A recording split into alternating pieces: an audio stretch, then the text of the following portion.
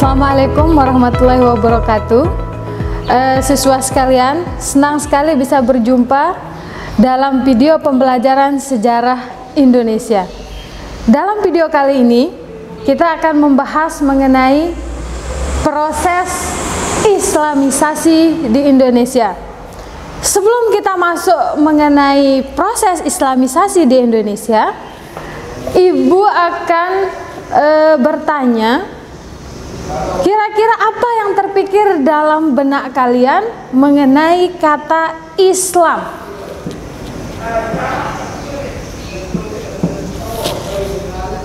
Ya, Islam adalah agama yang terbesar penganutnya di Indonesia.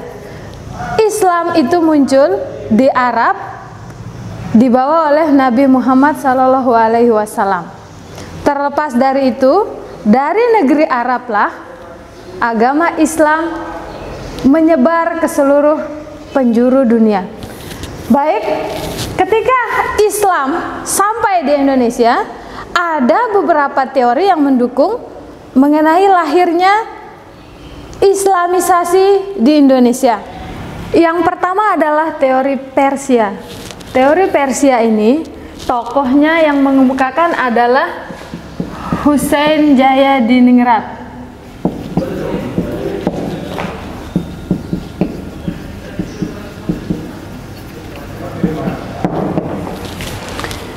Husain Jayadiningrat berpendapat bahwa agama Islam masuk ke Indonesia karena kena pengaruh dari wilayah Persia. Persia itu kita kenal sebagai wilayah Iran sekarang.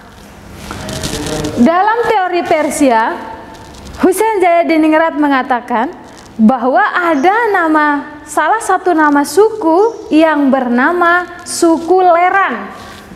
Suku Leran ini adalah suku yang berada di negara Persia atau negara Iran.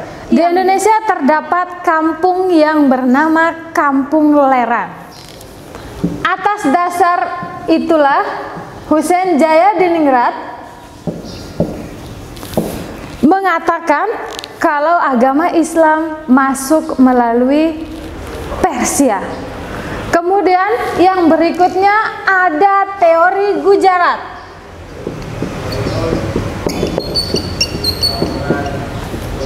Teori Gujarat ini yang berpendapat adalah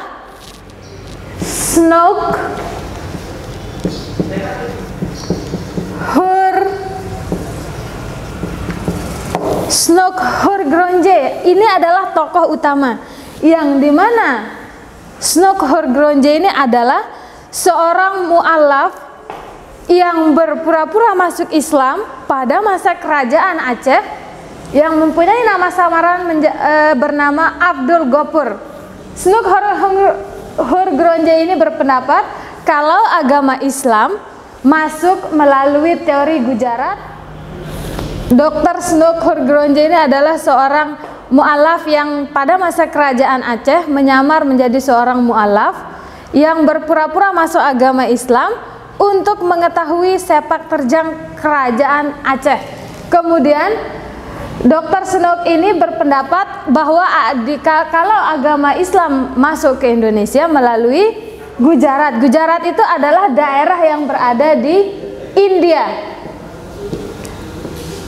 Ketika agama Islam yang menurut teori Gujarat ini adanya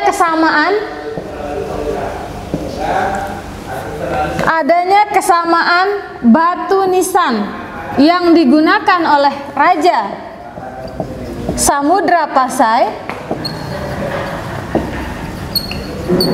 yaitu adanya kesamaan batu nisan yang digunakan oleh Raja Samudra Pasai yang sama dengan marmer yang ada di Gujarat, India. Atas dasar itulah Dr. Snok Horgronje ini memutuskan bahwa agama Islam masuk ke Indonesia dibawa oleh orang-orang Gujarat. Kemudian berikutnya adalah teori dari Arab atau teori Mekah.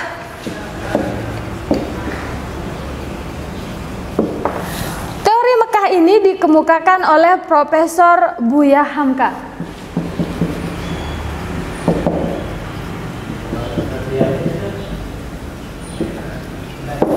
Dalam teori Arab atau teori Mekah ini, Profesor Buya Hamka mengemukakan adanya kesamaan nama gelar yang digunakan oleh raja yang ada di Indonesia, yaitu menggunakan gelar Al-Malik, yang dimana gelar Al-Malik ini hanya dipergunakan oleh raja-raja Mesir dan Arab pada waktu itu. Kemudian selain itu, mazhab yang dianut oleh sebagian besar rakyat Indonesia bermazhab Syafi'i, yang dimana mazhab ini hanya dianut oleh masyarakat Mesir dan Arab.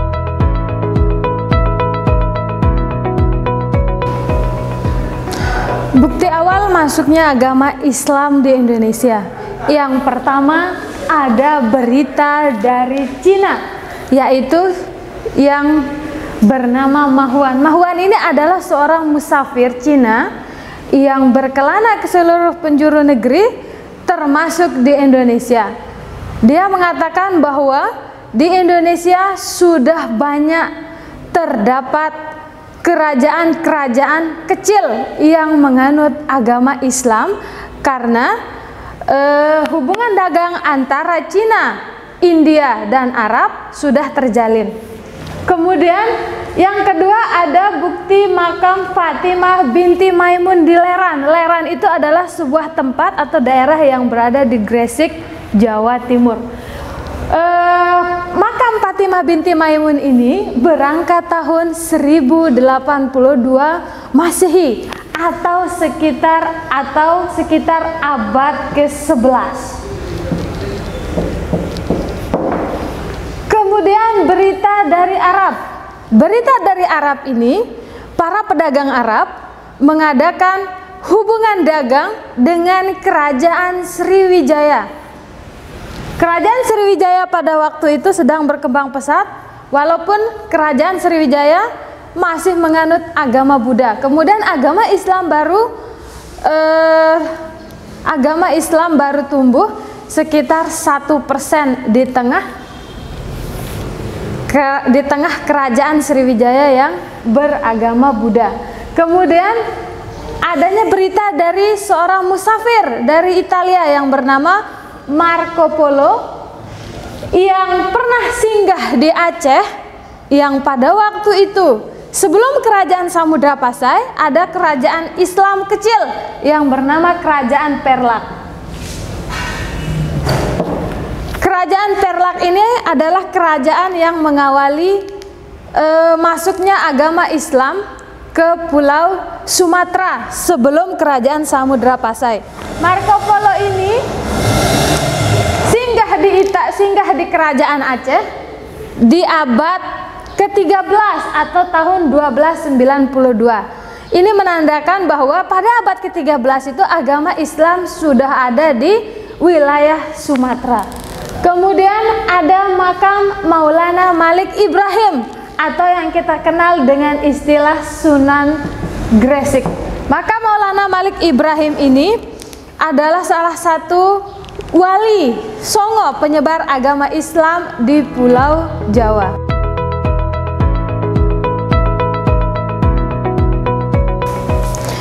Proses penyebaran agama Islam di Indonesia.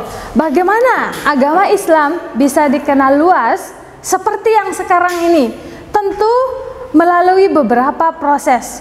Proses yang pertama kali adalah melalui proses perdagangan.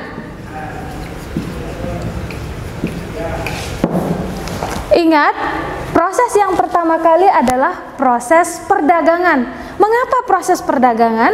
Karena agama Islam datang atau masuk ke Indonesia dibawa oleh para pedagang, baik itu pedagang Arab India, dan Cina.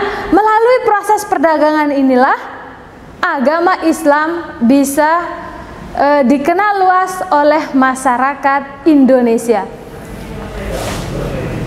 Kemudian yang kedua, melalui proses perkawinan.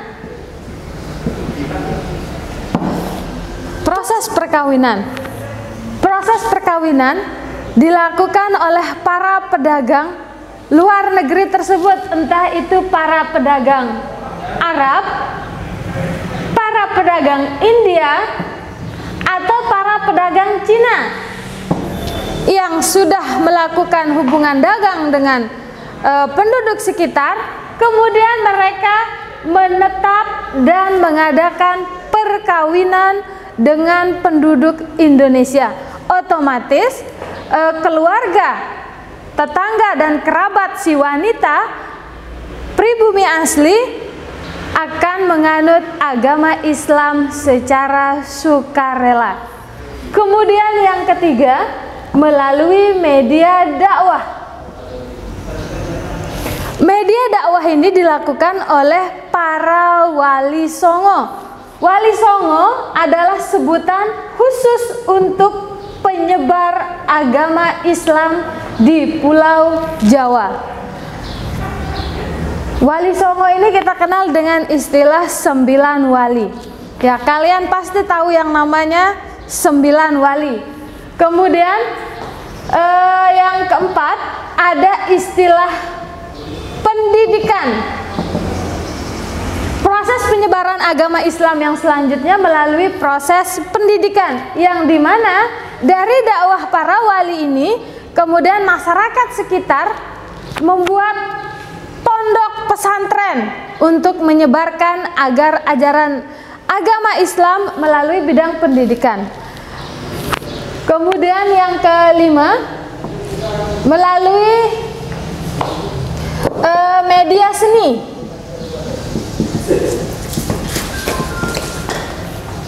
Dari media seni ini, para wali memanfaatkan kesenian tradisional rakyat seperti gamelan, seni wayang, seperti yang dilakukan sebagai media dakwah seperti yang dilakukan oleh para wali.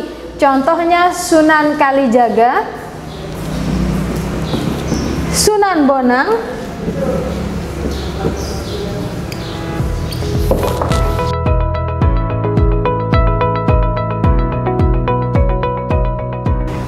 baiklah siswa sekalian, sampai di sini pertemuan kita. Untuk menambah informasi lebih lanjut mengenai penjelasan Ibu sudah menyiapkan soal yang bisa kalian akses di website sekolah di bawah ini. Kurang lebih mohon maaf. Terima kasih atas perhatiannya. Assalamualaikum warahmatullahi wabarakatuh.